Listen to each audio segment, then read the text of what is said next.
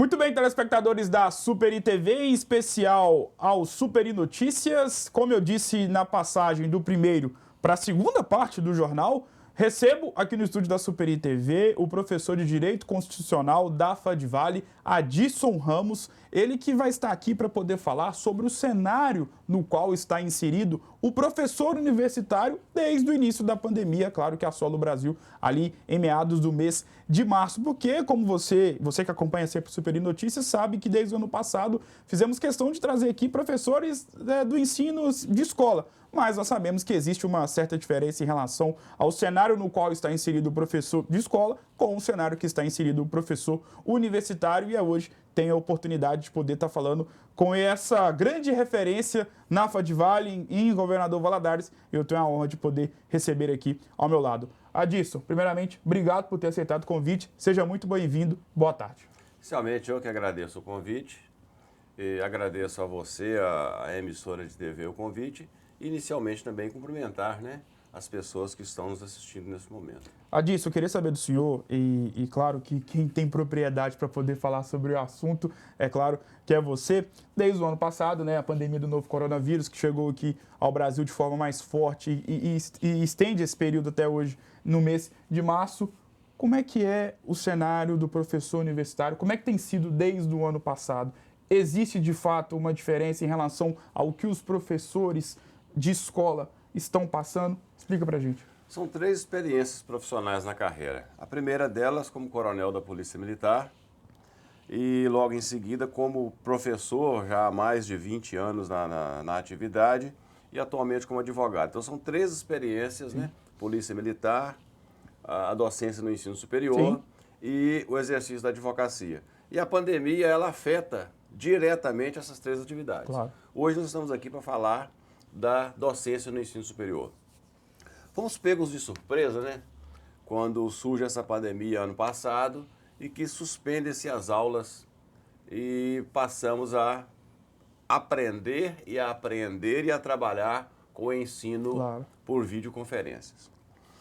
Essa epidemia, como todo evento que ocorreu na humanidade, evento de grande porte, a gente começa lá a Revolução Industrial, as 2 grandes guerras e por aí vai. Essa pandemia vai ser um marco. Tem muitas teorias a respeito de como será a vida do ensino no futuro. No mundo pós-pandemia. No mundo pós-pandemia. Tudo hoje se discute o mundo pós-pandemia. Inúmeros artigos de direito, por exemplo, que dá para encher uma casa, uma quadra de futebol de artigos e livros. Todas as teorias. Mas, na verdade, a realidade é a pandemia será um marco. Como eu digo isso? O ensino à distância é uma atividade que foi avaliada e aprovada como eficiente e eficaz. O ensino à distância atende os anseios da escola, os anseios do aluno e os anseios da coletividade. Custos, benefícios já foram avaliados. Então esse ensino à distância ele surge bem antes da pandemia e já aprovado. Com a pandemia, esse ensino ele fixa. E o que se pergunta? Continuaremos com o ensino semipresencial ou à distância após a pandemia com uma força cada vez maior? Eu acredito que sim. Porque a experiência ela foi aprovada. E como trabalhar isto? É isto que as instituições de ensino, através de planejamento, gestão estratégica, marketing e gestão, deverão trabalhar esses pontos, que tem tudo a ver com a administração de uma empresa, para que elas não percam espaço e esse ensino avance cada vez mais. Porque é uma tendência muito forte no mundo capitalista, onde os maiores, entre aspas, engolem os menores. E se não trabalharmos com marketing, gestão, planejamento estratégico e gerenciamento forte nesse sentido, a tendência são os maiores virem e ocupando o espaço. Porque talvez uma estrutura mais qualificada, um ambiente de marketing mais poderoso, um movimento financeiro bem superior, eles tendem a vir englobando isso aí. Claro. Então nós temos que trabalhar e muito nesse sentido para que todos sobrevivam nesse ambiente pós-pandemia. Sim. Porque a crise está aí. Agora, os melhores sairão da crise Claro. de pé. O restante, infelizmente. Sim. E sobre esse ponto que o senhor acabou de tocar na sua explanação, pela sua experiência, eu queria saber, além da questão das aulas serem online, quais foram as outras mudanças da relação professor e aluno no contexto da universidade neste momento de pandemia? Toda mudança ela gera resistência. No início, houve uma certa resistência do aluno e do professorado. A partir do momento em que está aí a pandemia, o cenário é esse. Todos fomos para o aprendizado, todos aprenderam, todos estudaram. Hoje o relacionamento ele é semelhante ao relacionamento presencial sala de aula. Sim. Mas mesmo assim com aquela nuvem às vezes de desconfiança por parte de um ou de outro. Mas é um ensino que está caminhando e caminhando muito bem. Na Faculdade de Direito Vale do Rio Doce, onde eu leciono, a FADVALE, a gente tem visto que o professorado tem estudado, tem se aperfeiçoado, tem feito cursos, tem aprendido e o aluno tem recebido aquilo com propriedade do outro lado. Sim. Isso é muito importante. O relacionamento aluno-professor, às vezes por ser à distância, parece que esse relacionamento também é distante, mas não é. Porque por ser Valadares, uma cidade com 300 mil ou pouco mais de habitantes, um pouco mais, um pouco menos, o professor ele passa a conhecer o aluno e o aluno conhecer o professor. E às vezes aquele ambiente que está à distância na sala de aula, ele se torna muito próximo fora da sala de aula e por meio dos instrumentos que hoje nós dispomos. É o WhatsApp, as redes sociais em si aproximam cada vez mais o aluno do professor e o professor do aluno. Eu queria tocar num ponto com o senhor que eu já até discuti, já conversei com alguns professores que fazem parte de escolas, seja no âmbito municipal, estadual ou até mesmo escolas particulares, que é a questão da desigualdade social. Isso, durante este momento de pandemia, também é perceptível no contexto das universidades? Dá para poder ver claramente uma desigualdade social dentro do contexto, dentro do universo, podemos colocar assim, das faculdades? É o meu grande receio, particular, é o meu receio. Sim. Por que eu tenho esse receio? Porque vamos começar lá no ensino fundamental e médio. Se diz hoje que o mundo está globalizado. Sim. O meu discurso ele é crítico.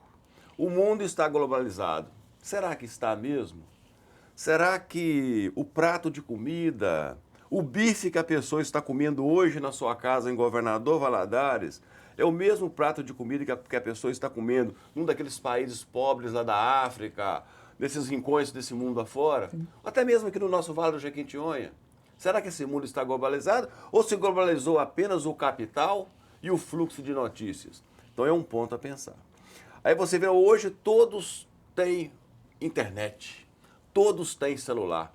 Penso que é uma grande farsa. Por que é uma grande farsa? É uma verdade não absoluta, né? Não, é uma grande farsa. Por que isso? Porque todos temos celular. Todos temos internet. Será que a pessoa que não tem o dinheiro para comprar o pão para se alimentar, ele tem dinheiro para comprar celular e ter internet? Lógico que não. Isso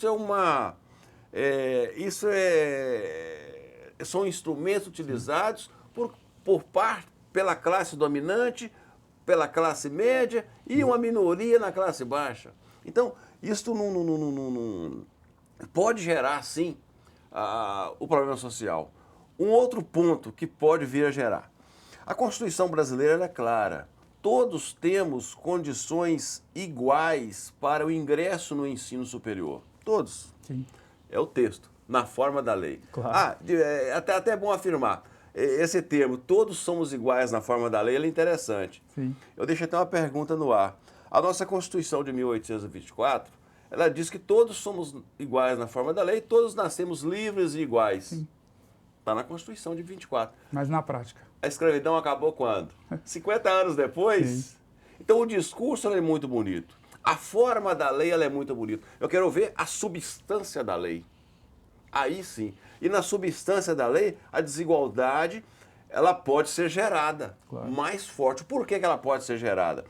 Será que essa condição de acesso do aluno no ensino superior, eu posso colocar em condições de igualdade aquele que fez o primeiro e o segundo graus na escola particular com aquele que fez o primeiro e o segundo grau na rede pública?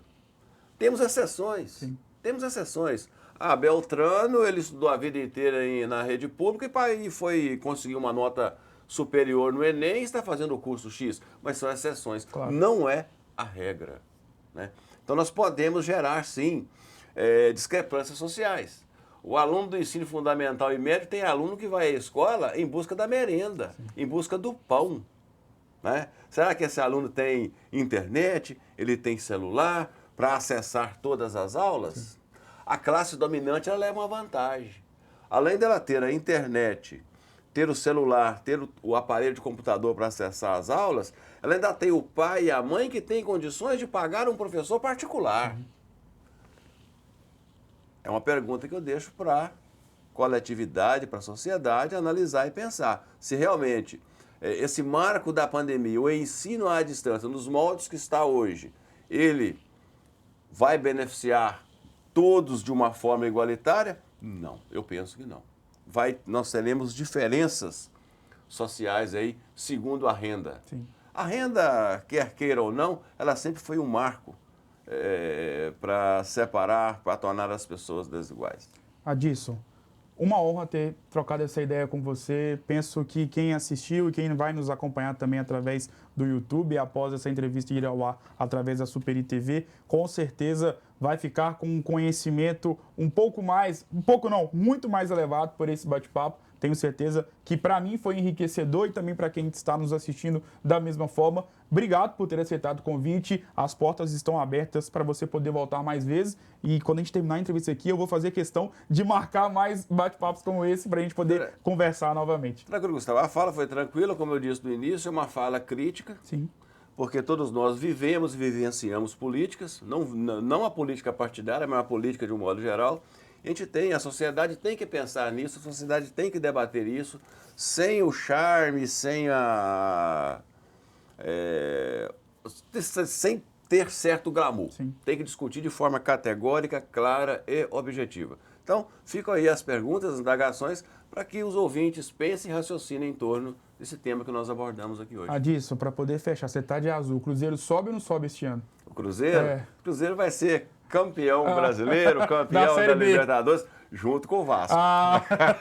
Bacana. Obrigado mais uma vez. Na verdade, são dois times que eu torço, o Cruzeiro e o Vasco, os dois na Série B, de mãos dadas. Aliás, são grandes campeões, né? Sim. Dois tetras campeões. Nós temos times aí sem bairrismo, né?